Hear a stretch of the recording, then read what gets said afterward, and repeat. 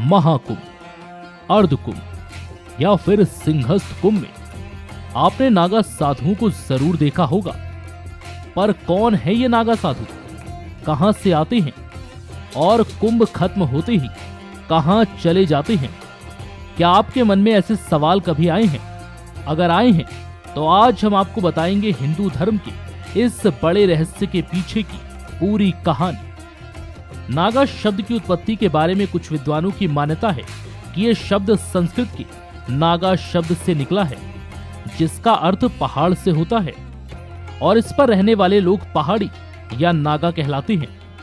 नागा का अर्थ नग्न रहने वाले व्यक्तियों से भी है। उत्तरी पूर्वी भारत में रहने वाले लोगों को भी नागा कहते हैं। कोई भी आम आदमी जब नागा साधु बनने के लिए आता है तो सबसे पहले उसके स्वयं पर नियंत्रण की स्थिति को परखा जाता है। उससे लंबे समय ब्रह्मचर्य का पालन करवाया जाता है। इस प्रक्रिया में सिर्फ दैहिक ब्रह्मचर्य ही नहीं, मानसिक नियंत्रण को भी परखा जाता है। अचानक किसी को दीक्षा नहीं दी जाती। पहले ये तय किया जाता है कि दीक्षा लेने वाला पूरी तरह से वासना और इच्छाओं से मुक्त हो चुका है या फिर नहीं। ब्रह्मचर्य व्रत के साथ ही दीक्षा लेने वाले के मन में सेवा भाव होना भी आवश्यक है।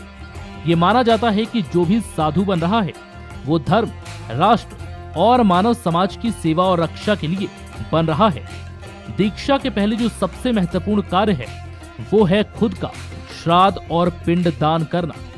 इस प्रक्रिया में साधक स्वयं को अपने परिवार और समाज के लिए मृत मानकर अपने हाथों से अपना श्राद्ध कर्म करता है। इसके बाद ही उसे गुरु द्वारा नया नाम और नई पहचान मिलती है। नागा साधुओं को वस्त्र धारण करने की भी अनुमति नहीं होती। अगर वस्त्र धारण करने हैं तो सिर्फ गेरुए रंग के वस्त्र ही नागा साधु पहन सकते हैं, वो भी सिर्फ एक वस्त्र। इससे अधिक गेरुए वस्त्र नागा साधु धारण नहीं कर सकते। नागा साधुओं को शरीर पर सिर्फ भस्म लगाने की अनुमति होती है। भस्महीन नागा साधुओं का श्रृंगार होता है। नागा साधुओं को विभूति एवं रुद्राक्ष धारण करना पड़ता है। चोटी का परित्याग करना होता है। नागा साधुओं को अपने सिर के बालों का त्याग करना होता है। नागा साधुओं को दिन और रात मिलाकर केवल एक ही समय भोजन करना होता है। वो भोजन भी भिक्षा मांगकर लिया गया होता है। एक नागा साधु को अधिक से अधिक 7 घरों से भिक्षा लेने का अधिकार है। अगर 7 घरों से कोई भिक्षा ना मिले तो उसे भूखा रहना पड़ता है। जो खाना मिले उसमें पसंद नापसंद को नजरअंदाज करके प्रेम पूर्वक ग्रहण करना होता है। नागा साधु सोने के लिए पलंग, खाट या अन्य किसी साधन का उपयोग नहीं करते। यहाँ तक कि नागा साधुओं को गादी पर भी सोने की मनाही होती है। नागा साधु केवल जमीन पर ही सोते हैं। ये बहुत ही कठोर नियम है जिनका पालन हर नागा साधु को करना पड़ता है। श्रृंगार सिर्फ महिलाओं को ही प्रिय नहीं होता, नागाओं को भी सजना संवरना अच्छा लगता है। फर्क सिर्फ इतना है कि नागाओं की श्रृंगार सामग्री महिलाओं के सौंदर्य प्रसाधनों से बिल्कुल अलग होती है। उन्हें भी अपने लुक और अपनी स्टाइल की उतनी ही फिक्र होती है जितनी आम आदमी को। भस्म नागा साधुओं को सबसे ज्यादा प्रिय होती है। भगवान शिव के ओघड़ रूप में भस्म रमाना सभी जानते हैं।